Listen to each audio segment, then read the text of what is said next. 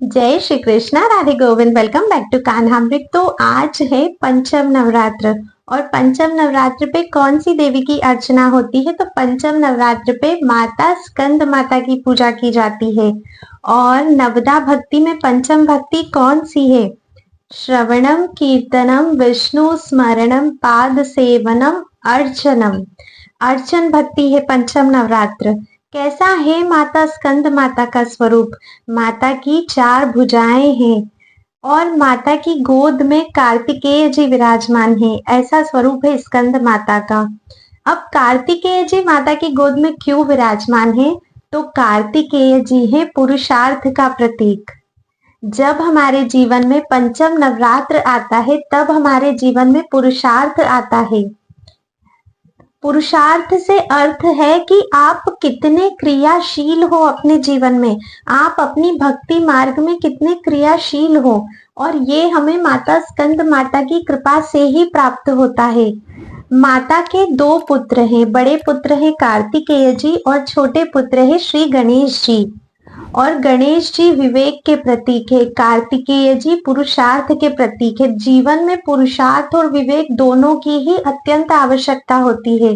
तो माता अपने बड़े पुत्र कार्तिकेय जी को स्कंद माता के रूप में अपनी गोद में लिए हुए हैं। माता हमें पुरुषार्थ सिखा रही है, माता हमें पुरुषार्थ का आशीर्वाद दे रही है। जब हमारे जीवन में कार्तिकेय जी का आशीर्वाद होता है तब हमारे जीवन में पुरुषार्थ प्रबल होता है। आपको ये तो पता ही होगा कि आज से कुछ साल पहले हमारे दादा दादी के जमाने में लोग कितने क्रियाशील होते थे, कितने कार्य करते थे। वो सभी कार्य अपने हाथों से ही करते थे। घर का सब कार्य करना, माताएं तो रसोई का सारा कार्य, चक्की पीसना, सारी चीजें घर में करना, हर त्योहार पे मिष्ठान घर में बनाना, खेती करना और जितने भी कार्य होते थे, मतलब उनका पूरा दिन मेहनत करके ही निकलता था और वो लोग कभी बीमार भी नहीं पड़ते थे। और आज हमारे पास सभी तरह की सुख सुविधाएं हैं। आज हम सभी को कोई काम नहीं करना पड़ता। पहले रसोई का हर काम, आज से जो आज हम चक्की पे काम करवाते हैं, पहले ये सारे काम घर में हुआ करते थे। मिर्ची का कूटना, बीनना, पीसना, छानना, हर चीज घर में होती थी। आजकल तो हमसे रोटी तक घर में नहीं बनाई जाती है। सभी के घरों में बाइयां आती है, बाइयों से हर काम हम लोग करवा लेते हैं। काम करने वाले महाराज जी भी सभी के घर में आजकल अधिकतर मिल जाते हैं। और ये जितनी सुख सुविधाएं हमें मिल रही है, जितना आराम मिल रहा है, उतना ही मनुष्य आलसी होता जा रहा है, उतने ही बीमार हो रहे हैं। सोचिए, आपके घर में सभी काम करने वाले लोग आ रहे हैं, हर चीज के लिए आपके पास नौकर अवेलेबल है, उसके बाद भी आपके पास समय नहीं है। कोई आपसे पूछता है तो आप बोलते हो अरे समय ही नहीं। आजकल लोगों के पास मरने तक की फुर्सत नहीं होती है। तो कहाँ जा रहा है आपका समय? अधिकतर समय तो लोगों का मोबाइल में ही चला जाता है और उसके बाद भी लोग बीमार रहते हैं। और पहले के हमारे बुजुर्ग जो थे, हमारे पूर्वज, हमारे बड़े लोग जो थे, वो कितने स्वस्थ रहते थे क्योंकि वे कार्य करते थे, क्रियाशील होते थे, पुरुषार्थ था उनमें। तो जब माता स्कंद माता की कृपा होती है तभी हमारे जीवन में पुरुषार्थ आता है। और हमारे बड़े लोग इतने सब कार्य करने के बाद व्यवहार भी निभाते थे। सबके घर आना जाना, दुख सुख में हर किसी के खड़े होना, सब करते थे। और आजकल हम कुछ भी नहीं करके भी बोलते हैं समय नहीं है और कोई व्यवहार नहीं निभाते, सब अपनी ही दुनिया में मस्त हैं। तो जब तक माता स्कंद माता की कृपा नहीं होती है तब तक जीवन में पुरुषार्थ नहीं आता है।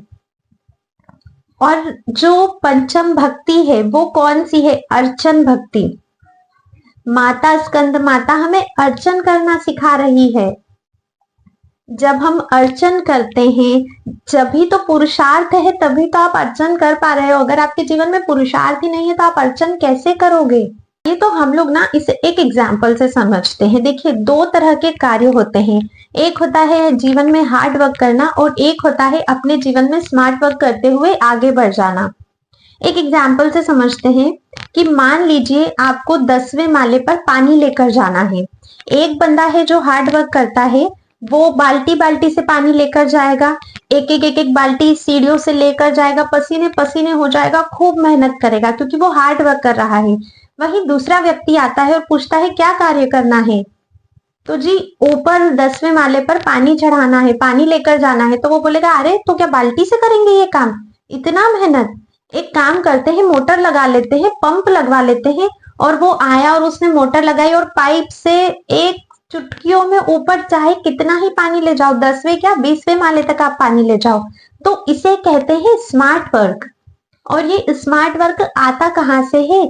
जब जीवन में पुरुषार्थ की कृपा होती है, जब जीवन में पुरुषार्थ आता है, माता स्कंद माता और कार्तिकेय जी की कृपा होती है, तभी तो हमारी सोचने समझने की शक्ति में इतनी चीजें आ रही है कि कब कौन सा कार्य करना है, कौन सा कार्य किस प्रकार से करना है, कब किस चीज को नहीं करना है, कैसे हम अपना कार्य जल्दी करके आगे बढ़ सकते हैं, कैसे कुशलता आए।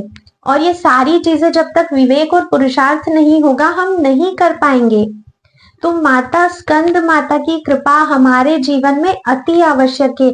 माता के ये जो 9 रूप है, ये जो नव दुर्गा है, जो नवरात्र हम सेलिब्रेट करते हैं, ये सिर्फ कहने को नहीं है कि हाँ नवरात्रि है, माता के 9 दिन है, 9 दिन पूजा कर ली, शारदीय नवरात्रि में गरबे खेल लिए, ये सब कुछ नहीं है, यही तक सीमित नहीं है। माता का हर एक स्वरूप हमारे जीवन में, हमारे भक्ति पथ में हमें बहुत कुछ सिखा रहा है। हमें आगे बढ़ने के लिए माता से आशीर्वाद प्राप्त करना है। तो जब तक हम माता के स्वरूप को नहीं समझेंगे, माता हमें क्या शिक्षा दे रही है, वे खुद आचरण करके हमें क्या सिखा रही है, जब तक हम ये चीजें समझेंगे नहीं, तब तक हम माता के उस आशीर्वाद को अपने जीवन में ग्रहण कैसे कर पाएंगे। तो स्कंद माता से हमें पुरुषार्थ की प्राप्ति होती है। भक्ति मार्ग पे आगे बढ़ने के लिए हमें अर्चन भक्ति में फैसिलिटी मिल रही है। माता के पुरुषार्थ के आशीर्वाद से हमारी अर्चन भक्ति पुष्ट होती है।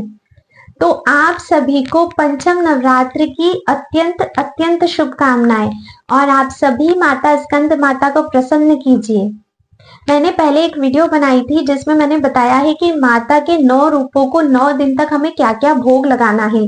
आप उस वीडियो को जरूर देखिएगा, उसका लिंक मैं आपको डिस्क्रिप्शन बॉक्स में दे दूंगी। उसमें आप चेक कीजिए कि पंचम नवरात्र में माता स्कंद माता का प्रिय भोग कौन सा है, माता को उनका प्रिय भोग लगाइए जिससे माता जल्द ही प्रसन्न हो जाए, क्योंकि माता के आशीर्वाद की हमें बहुत आवश्यकता है अपने भक्ति मार्ग में, अपने जीवन में आगे बढ़ने के लिए, हर कार्य में कुशलता प्राप्त करने के लिए, जो कार्य हम कर रहे हैं उसमें प्रगति करने के लिए।